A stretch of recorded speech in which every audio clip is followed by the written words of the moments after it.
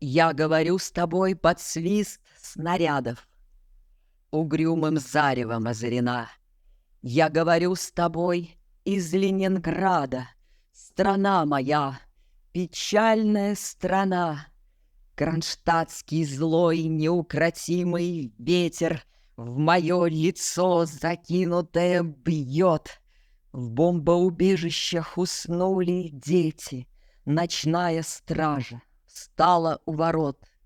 Над Ленинградом смертная угроза, бессонной ночи, тяжек день любой.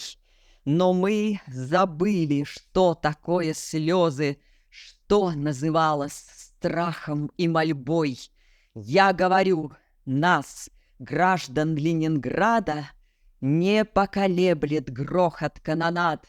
И если завтра будут баррикады, мы не покинем наших баррикад, и женщины с бойцами встанут рядом, и дети нам патроны поднесут, и надо всеми нами зацветут старинные знамена Петрограда.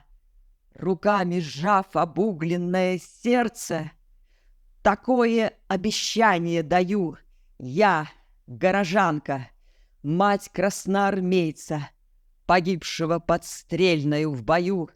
Мы будем драться с беззаветной силой. Мы одолеем бешеных зверей.